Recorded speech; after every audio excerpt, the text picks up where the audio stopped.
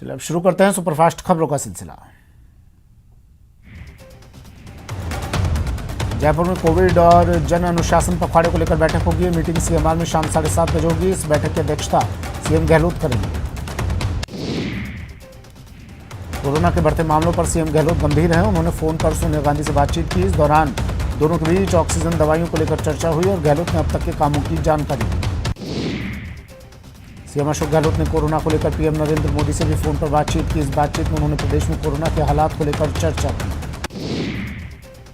Corona को लेकर राजस्थान सरकार ने दिल्ली दरबार से मदद की गुहार लगाई है। इसे लेकर गहलोत सरकार के 3 मंत्री दिल्ली पहुंचे हैं। इन मंत्रियों ने लोकसभा स्पीकर ओम बिरला से मुलाकात की है। राजस्थान के तीनों मंत्रियों ने केंद्रीय राज्य मंत्री मनसुख मांडविया से मुलाकात की। केंद्रीय मंत्री से ऑक्सीजन परिवहन को मदद मांगी। कोरोना के कहर के बीच प्रधानमंत्री नरेंद्र मोदी ने अमेरिका के राष्ट्रपति जो बाइडेन से फोन पर बात की। दोनों ने कोविड की स्थिति पर विस्तार से चर्चा की। पीएम ने अमेरिका द्वारा प्रदान किए जा रहे समर्थन के लिए राष्ट्रपति बाइडेन को धन्यवाद दिया। पीएम ने ट्वीट कर जानकारी दी। पीएम ने लिखा कि जो बाइडेन के साथ बातचीत के दौरान टीकों संबंधी कच्चे माल, दवाओं की सप्लाई चेन की महत्ता को भी रेखांकित किया गया। उन्होंने कहा कि स्वास्थ्य सेवा क्षेत्र में भारत और अमेरिका की साझेदारी से कोविड-19 की वैश्विक चुनौती से निपटा जा सकता है। मोदी से बातचीत के बाद बाइडेन ने कहा कि मैंने प्रधानमंत्री मोदी से बातचीत की और उन्हें अमेरिका की तरफ से हर तरह की आपातकालीन मदद का भरोसा दिलाया। जब अमेरिका मुश्किल दौर से गुजर रहा था तब भारत ने हमारी मदद की थी। अब हम भारत की सहायता के लिए तैयार हैं। देश में बढ़ रहे कोरोना के संकट को लेकर सुप्रीम कोर्ट में आज सुनवाई हुई। सुप्रीम कोर्ट ने केंद्र सरकार से पूछा कि वैक्सीन के दाम पर क्या कर रही है। कोरोना संकट के बीच भारत की मदद के लिए क्वाड देश भी आ गए हैं। अमेरिकी अधिकारियों ने इसकी पुष्टि करते हुए कहा कि भारत की मदद के लिए क्वाड देशों से संपर्क में है। आपको बता दें कि भारत, जापान, ऑस्ट्रेलिया और अमेरिका क्वाड देश के सदस्य हैं। यूके से 100 वेंटिलेटर और 95 ऑक्सीजन कंसंट्रेटर्स सहित महत्वपूर्ण चिकित्सा सप्लाई आज सुबह भारत पहुंची है। इधर फ्रांस, अमेरिका और जर्मनी सहित कई अन्य देशों ने भी भारत की मदद करने की घोषणा की है। वहीं कुछ देशों से तो मदद का सामान भारत के हवाई अड्डों पर भी उतरने लगा है। चुनाव आयोग ने विधानसभा चुनाव के नतीजों वाले दिन 2 मई और उसके बाद विजय जुलूस पर बैन लगा दिया है। बंगाल में कोरोना मामलों में आए उछाल को लेकर ममता बनर्जी बीजेपी और चुनाव आयोग पर बरस रही हैं। मद्रास हाईकोर्ट के फैसले के बाद ममता बनर्जी को एक और मौका मिल गया। जैसलमेर में धर्मगुरु हाजी गाजी फकीर का आज सुबह निधन हो गया। मंत्री साले मोहम्मद के पिता थे गाजी फकीर। 11 बजे झाबरा गांव में अंतिम संस्कार हुआ।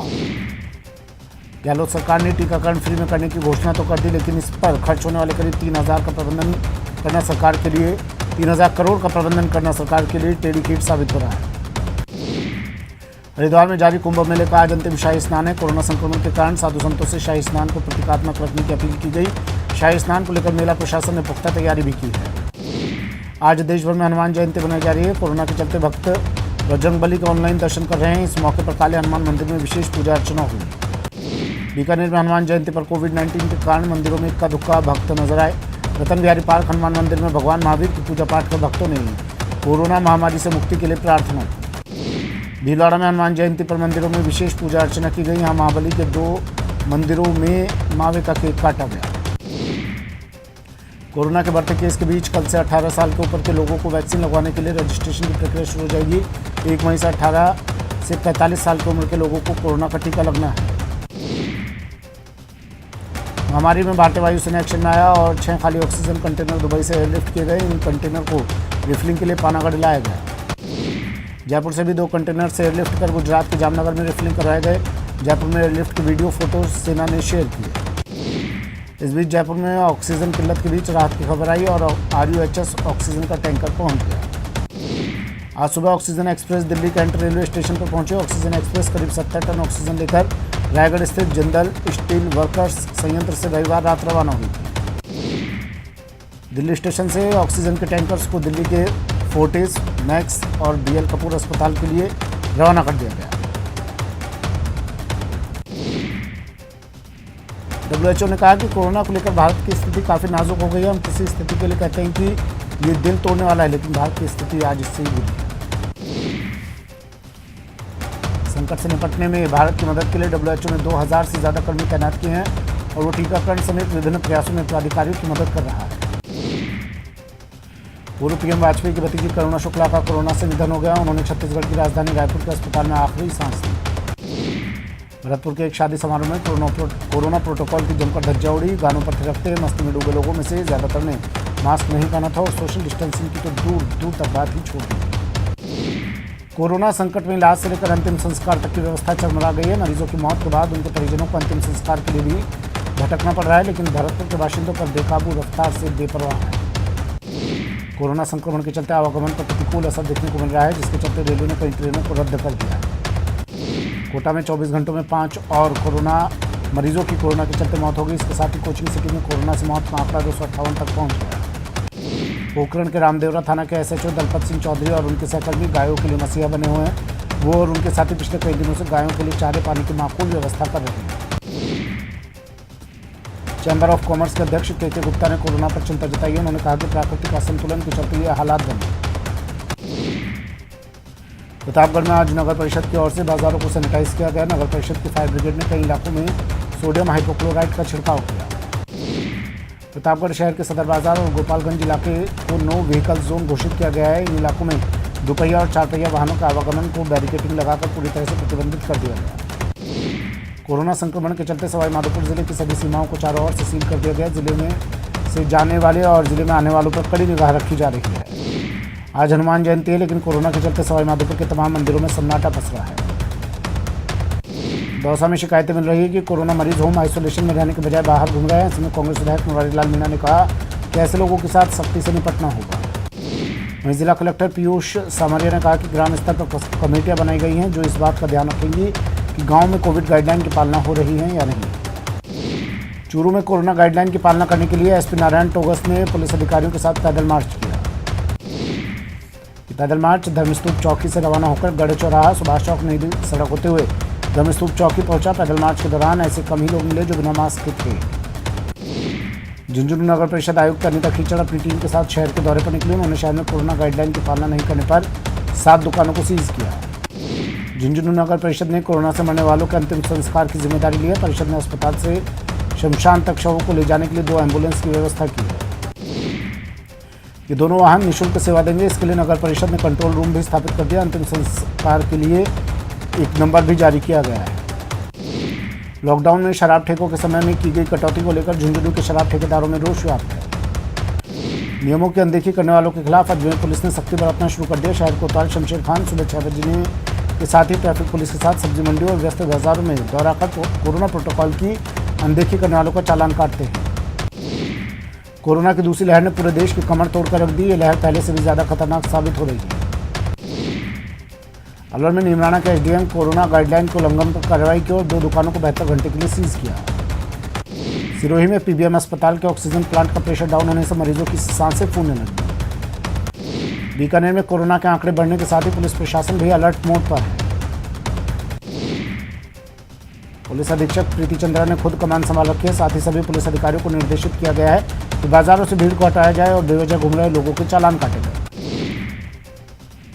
कोरोना की दूसरी लहर से उदयपुर भी बेहाल है। जन अनुशासन की सख्ती से पालना में पुलिस जुटी है और निगम नाकों पर तैनात पुलिसकर्मियों के लिए सैनिटाइजेशन की व्यवस्था की है।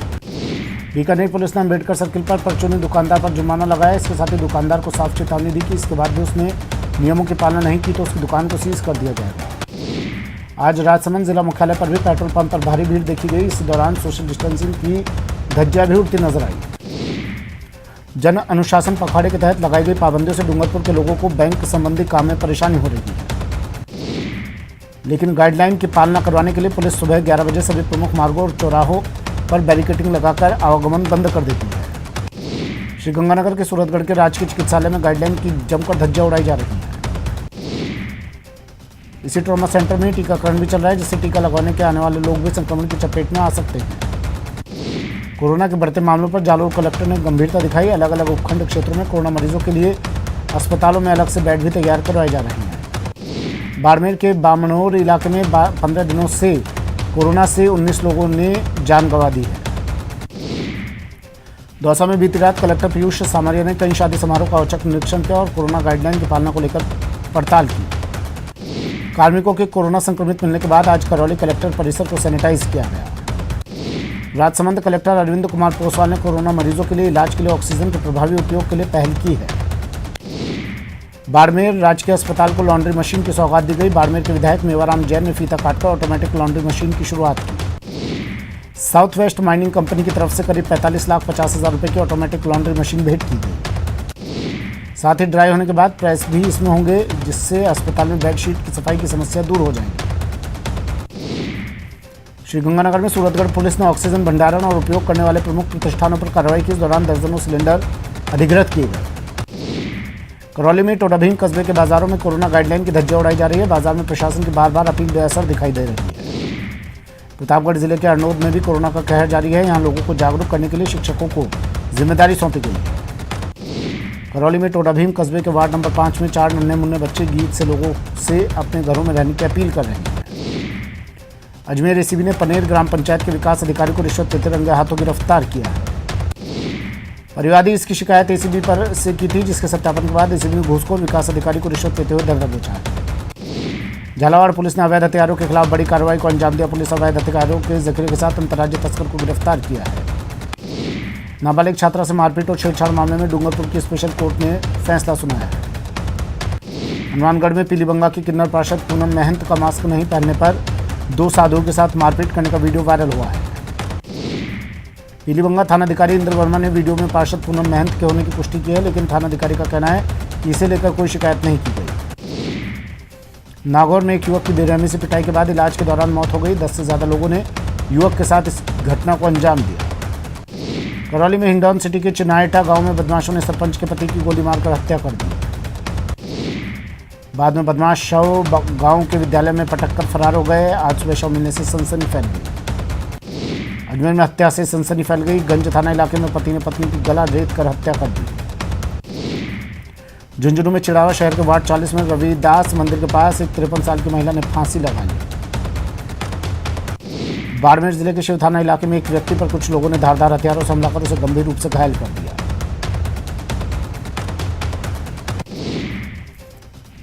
पीड़ित के भाई प्रेमदार ने शिव थाने में नामजद आरोपियों के खिलाफ मामला दर्ज कराया। पुलिस ने मामला दर्ज कर जांच शुरू कर दी।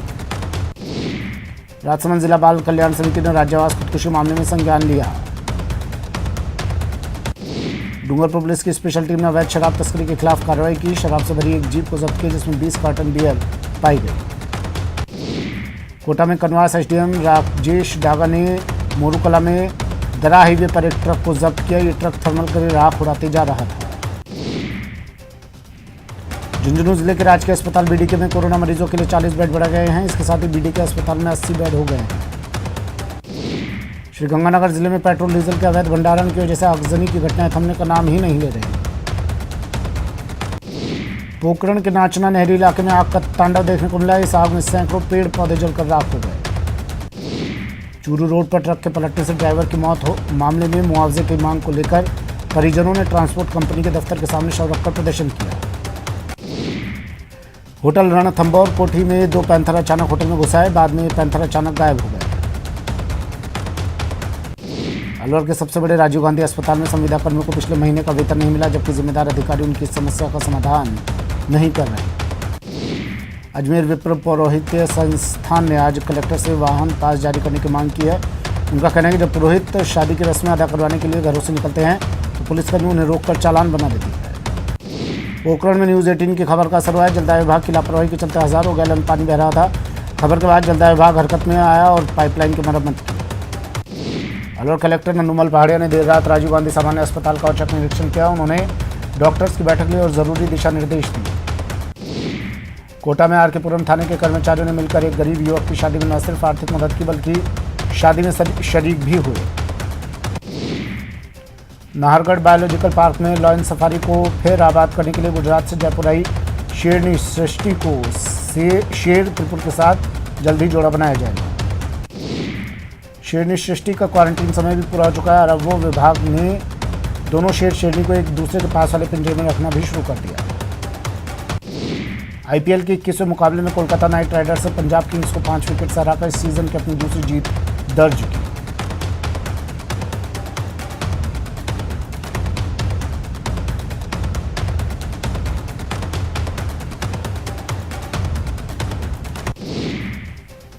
बड़ी खबर आ रही है। PCC chief Govind Singh Dotasra corona positive, tweet कर डोटासरा ने जानकारी दी। सीकर में खुद को होम क्वारंटीन अब डोटासरा ने कर लिया है। डोटासरा ने ट्वीट कर लिखा कि शुरुआती लक्षण दिखने के बाद आज कोरोना टेस्ट रिपोर्ट पॉजिटिव आई है। चिकित्सकों की सलाह पर खुद को सीकर आवास पर ही आइसोलेट कर लिया है। पिछले कुछ दिनों से संपर्क में आए सभी लोगों से जांच करवाने का अनुरोध करता हूं। बड़ी खबर, PCC chief Govind Singh Dotasra corona positive. Tweet कर उन्होंने दी जानकारी और संपर्क में आए लोगों से जांच करवाने का किया आग्रह।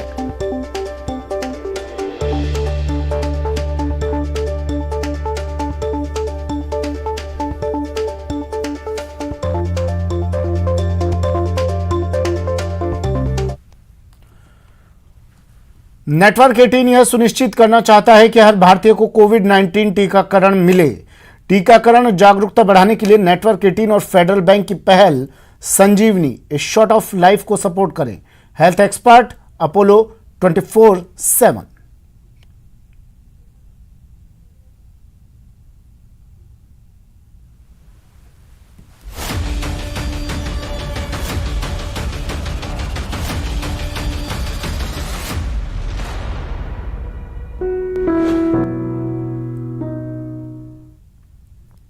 वक्त एक ब्रेक का, जल्द हाजिर होंगे।